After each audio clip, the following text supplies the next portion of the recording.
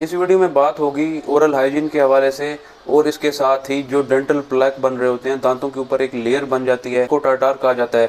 अब इससे छुटकारा हासिल करना बेहद ही आसान है। डिफरेंट माउथ वाश जो कि आप पहले से यूज़ कर रहे हैं, उसके अलावा कुछ एडिशन उसके साथ करना ज़रूरी है ताकि उनका जो इफ़ेक्ट है उसको बढ़ाया जाए, उसको मल्टीप्लाई किया जाए।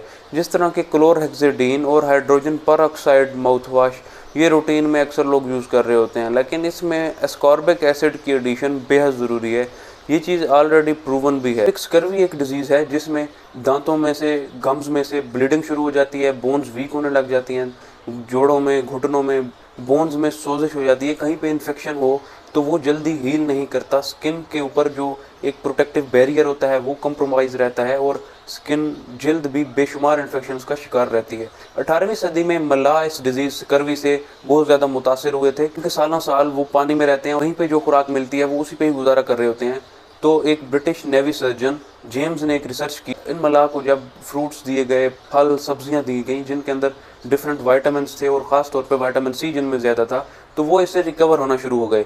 दांतों को डिफरेंट इन्फेक्शन से बचा सकते हैं, क्योंकि जब डेंटल प्लैक बनता है, ये ओरल कैविटी में जब एक लेयर सी बन जाती है दांतों में, तो ये बैक्टीरियल कॉलोनीज की वजह बन रही होती है। क्योंकि बैक्टीरिया जब दांतों में जमा होना शुरू होते हैं तो वहीं पे ये एक कैल्शियम की लेयर बना लेते हैं, प्रोटेक्टिव बैरियर के तौर पे वो उनके साथ काम कर रहा होता है। वो वहाँ पे इम्यून सिस्टम से बचना चाह रहे होते हैं ताकि बॉडी का इम्यून सिस्टम वहाँ तक ना पहुँच सके। इसी वजह से दांत खराब होने लग जाते हैं, उनकी जो रूट कैनाल है वहाँ तक इन्फेक्शन फैल जाता है और दांतों का इन्फेक्शन खून में भी फैल जाता है वो, और जिस्म के बाकी अज़ा भी इससे मुतासिर हो रहे होते हैं। जो दिल के वेल्व होते हैं वो इससे मुतासिर होने लग जाते हैं, वहाँ पे भी बैक्टीरियल कॉलोनीज ग्रो करने लग जाती हैं। तो इन पेचीदगी से बचना बेहद ज़रूरी है। इसको इनिशियल स्टेज में ही अगर मैनेज कर लिया जाए तो इन प्रॉब्लम से आप बच सकते हैं। अब एस्कॉर्बिक एसिड विटामिन सी ना सिर्फ आपके दांतों को इन्फ्लेमेशन से और डेंटल प्लग से बचा रहा होता है, बल्कि जिस्म में इसके बेशुमार फ़ायदे हैं।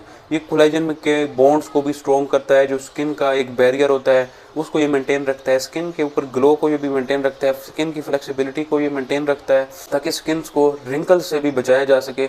उसके अलावा खून की कमी से भी ये बचाता है, अनीमिया से ये प्रिवेंट करता है। इसका एंटीऑक्सीडेंट रोल भी है। ये जिगर में होने वाले जो फ्री रेडिकल्स जिस्म के अंदर दाखिल होने के बाद जिगर को मुतासिर कर रहे होते हैं, जिगर में सोजिश की वजह बन रहे होते हैं, तो ये उनको भी न्यूट्रलाइज करता है और जिगर को भी इस तरह के टॉक्सिन से बचाता है। हाइड्रोजन परऑक्साइड और क्लोरहेक्सिडीन वाले जो आप माउथ वॉश यूज़ कर रहे हैं उसी के अंदर हाफ टेबल स्पून आप एस्कॉर्बिक एसिड पाउडर का भी ऐड कर दें, क्योंकि इसकी वजह से इनका जो इफ़ेक्ट्स था वो कई गुना बढ़ जाएगा और आपके दांत मज़ीद महफूज हो जाएंगे, इन्फेक्शन से बचेंगे और जो डेंटल प्लाक बन रहा था उससे भी आप अपने दांतों को प्रिवेंट कर सकते हैं बहुत ही आसानी से।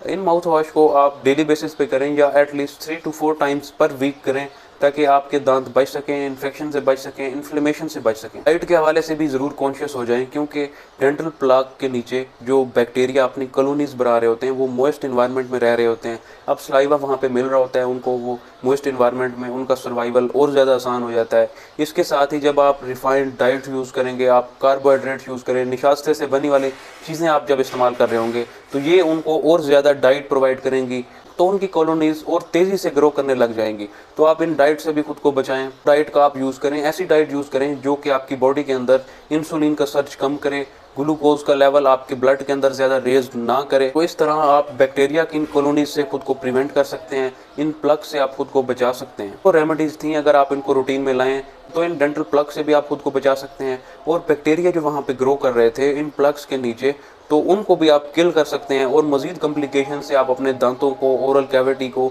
और होल बॉडी को इनसे बचा सकते हैं।